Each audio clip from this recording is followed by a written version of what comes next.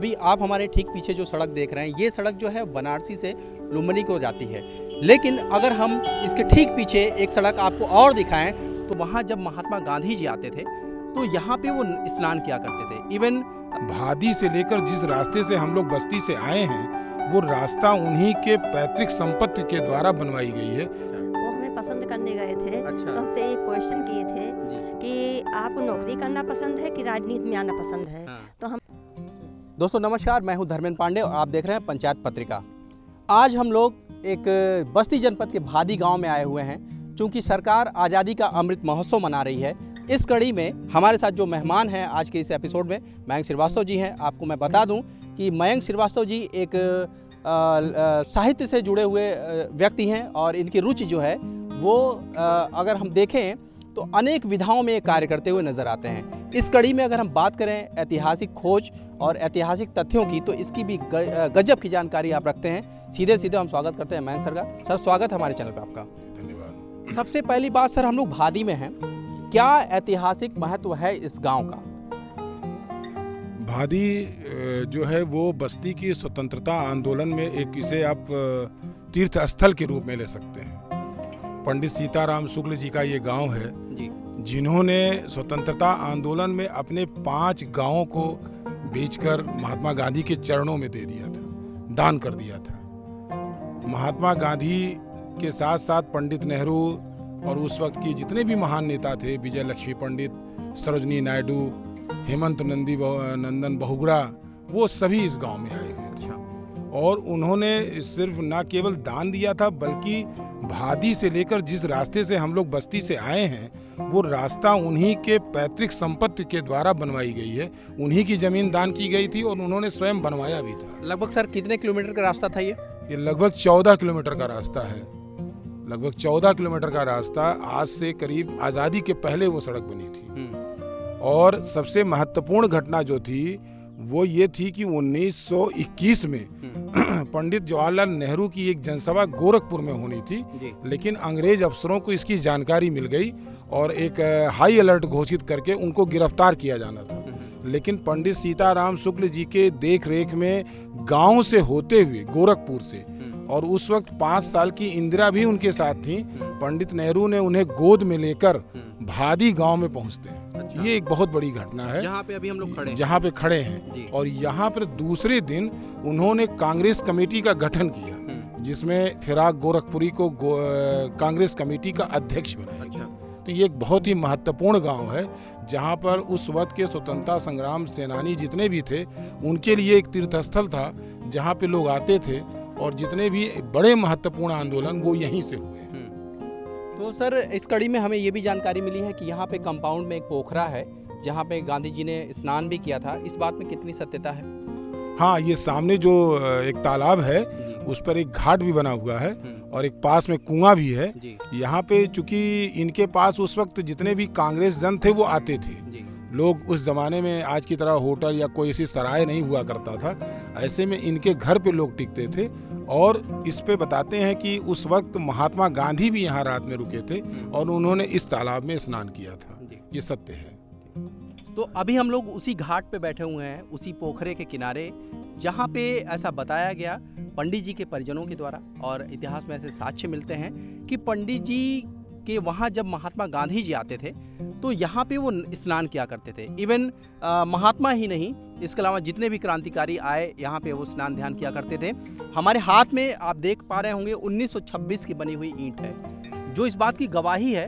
वास्तव में ये जो जगह है वो बड़ी ही प्राचीन और ऐतिहासिक है, इसका अपना एक ऐतिहासिक महत्व है। हम अपने कैमरा पर्सन से चाहेंगे कि थोड़ा सा इस पोखरे को भी वो दिखा दें कि जो पोखरे की लंबाई चौड़ाई कितनी है। हालांकि अब ये पोखरा थोड़ा सा अपने अंतिम अवस्था में चल रहा है, इसमें पानी ही पानी केवल रह गया है। इसमें घाट भी जो है वो ध्वस्त हो चुके हैं।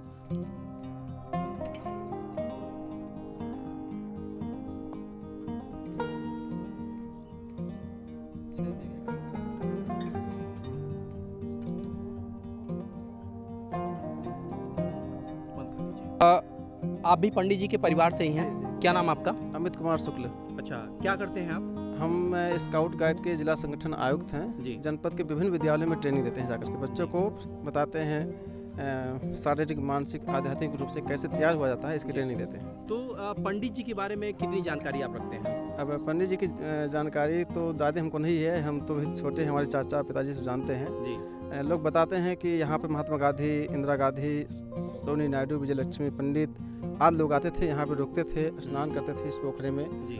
और हमारा शासन प्रशासन से ही मांग है कि जैसे जनपद के विभिन्न रोड के किनारे स्वतंत्रता सेनानी के गेट बने हैं, वैसे भादी चौराहे पे एक भव्य गेट बन जाए और उनकी एक मूर्ति स्थापित हो जाए यहाँ उनकी जन्मभूमि पे। जी। अभी पीछे हम देख पीछे रहे हैं जो यहाँ पे बहुत टीले की तरह जमीन दिख रही है, यहाँ पे 3 तल्ले के जो है खपड़ेल मकान थे। जी। यहाँ पे महात्मा गांधी भी रुके हैं, विजय लक्ष्मी भी रुके हैं और एन.डी. तिवारी भी आए हैं, सुनने में आया था एन.डी. तिवारी भी आए हैं। इनके द्वारा 14 किताबें लिखी हैं। यहाँ हारमोनियम, तबला सब बजते थे यहाँ पे। इस कड़ी में कुछ परिजन हैं पंडित जी के हमारे साथ। हम समझते हैं कि पंडित जी कैसे थे और क्या क्या कुछ रोचक जानकारियाँ भी हम जानेंगे उनके बारे में। तो क्या नाम है सर आपका? मेरा नाम कमल शुक्ल है जी। क्या कहना चाहेंगे पंडित जी के बारे में? हम तो यही कहना चाहेंगे कि उनके नाम से जो है एक बासी रोड पे उनके नाम से स्वतंत्रता सेनानी के नाम से गेट बन जाए, जी। जिससे आने जाने वाले लोगों को देखें कि हाँ इसी गांव के रहने वाले थे। और उनकी वाइफ भी है किशोरी शुक्ला, जी। वो भी स्वतंत्रता सेनानी रही। अच्छा। हम तो यही चाहेंगे कि हो जाए, जिससे गांव का नाम बढ़े और लोग आकर्षित हों कि हाँ स्वतंत्रता सेनानी का गांव है और विकास हो। जी। और कोई ऐसी जानकारी पंडित जी के बारे में जो थोड़ी सी रोचक हो, हम लोगों के लिए नई जानकारी हो? नई जानकारी क्या, सब नई है। उसमें यह है त्याग और बलिदान में सब कुछ धर्म जो है बाबा जी ने दे दिया कि देश अपना आज़ाद हो। जी। हमारे पास कुछ रहेगा नहीं रहेगा इसकी चिंता नहीं हमें है, देश अपना आज़ाद हो जाए। और उसी में हम आज जी रहे हैं कि कम से कम आज शासन देश हमारा आज़ाद हो गया है कि कम से कम उनके नाम की एक मूर्ति बने और गेट बन जाए। आज़ादी के लायक होनी चाहिए जी, जिससे हमारा भी मन जो है किसी भी आफत में जाने पर राष्ट्र के लिए हम समर्पित हों। जी, धन्यवाद। तो माता जी क्या नाम है आपका? हमारा नाम शकुंतला शुक्ला। अच्छा, तो आप पंडित जी की कौन है? उनकी नतोहू है। अच्छा अच्छा। वो हमें पसंद करने गए थे। अच्छा। तो हमसे एक क्वेश्चन किए थे जी। कि आपको नौकरी करना पसंद है कि राजनीति में आना पसंद है? हाँ। तो हमने कहा, उनको लिखित दिए कि राजनीति करना हमें पसंद है और उसी पर उन्होंने शादी जो है तय कर ली। और बहुत ही अच्छे इंसान थे। मतलब पंडित जी भी जो बहू चाहते थे घर की, हाँ, वो अपने तरह की चाहते थे कि एक क्रांतिकारी बहू आए। क्रांतिकारी बहू आए, कुशल हो जी। उसमें। तो उसके बाद हमारा शादी ही नहीं हुआ, उनका देहांत हो गया। बाद में 5 साल बाद शादी हुआ। मतलब वो जो चाहते थे वो अपने सामने नहीं देख अपने सामने नहीं देख पाए। बहुत ही अच्छा। आप कौन है बाबा जी की? हम उनके बहू हैं हम। अच्छा, आप भी बहू हैं। हाँ, कोई ऐसी स्मृति जो पंडित जी के साथ जुड़ी हो? बहुत अच्छे थे, जी। बहुत अच्छे थे। घर घर वो जाके यही कहते थे, सब लोग की नौकरी करना चाहते हो तो बताइए, हम नौकरी लगवाते हैं। जी। और ये अस्पताल है, ब्लॉक है, ये क्या बोलते हैं, सल्टवा ब्लॉक यहीं करवाना चाहते थे। और अस्पताल, पोस्ट ऑफिस सब कुछ यहीं में करवाना चाहते थे, लेकिन नहीं हो पाया। जी। और बहुत अच्छे थे, जितने उनकी सराहना करो उससे कई ज़्यादा गुना। धन्यवाद। स्वतंत्रता के अमृत महोत्सव में स्वतंत्रता संग्राम सेनानियों में पंडित सीताराम शुक्ल जी का स्थान सर्वोपरि है। प्राथमिक शिक्षा से दूर रहकर भी उन्होंने स्वाध्याय से हिंदी, उर्दू, फारसी एवं संस्कृत भाषाओं की गहन जानकारी हासिल की। वे एक प्रखर वक्ता, वादक, गायक और अच्छे घुड़सवार थे।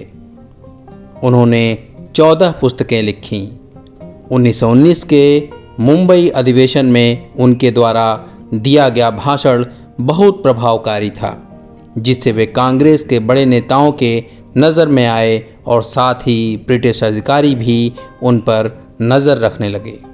उनकी ख्याति का आलम यह था कि उनके घर भादी खुर्द में महात्मा गांधी, नेहरू, सरोजनी नायडू, विजय लक्ष्मी पंडित, हेमवती नंदन बहुगुणा का आगमन कई बार हुआ।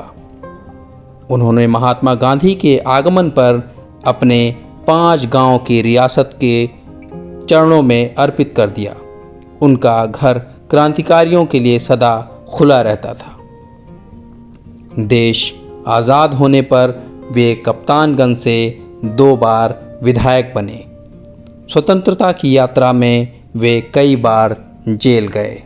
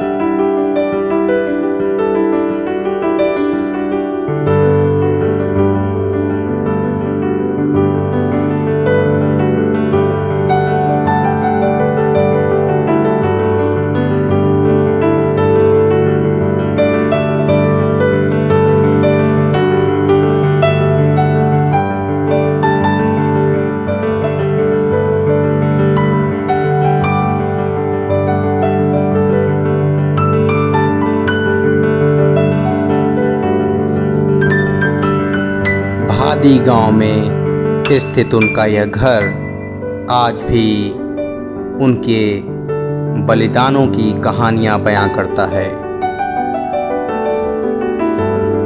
इस घर का हाता बहुत ही लंबा चौड़ा है।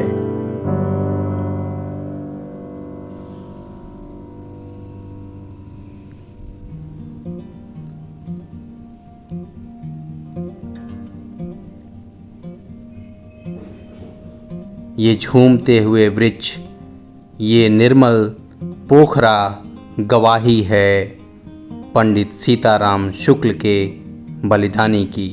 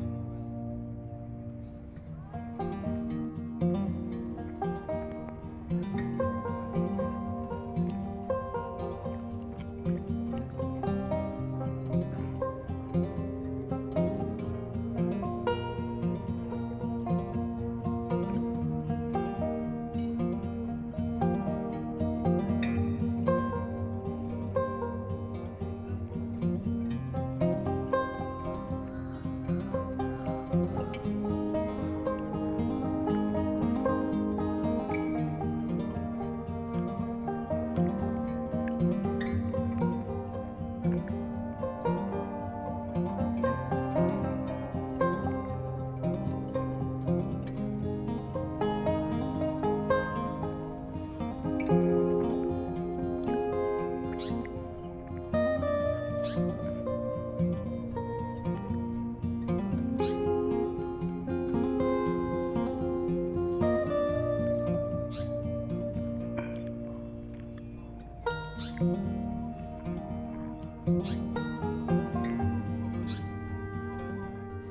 आप हमारे ठीक पीछे जो सड़क देख रहे हैं, ये सड़क जो है वाराणसी से लुम्बिनी को जाती है।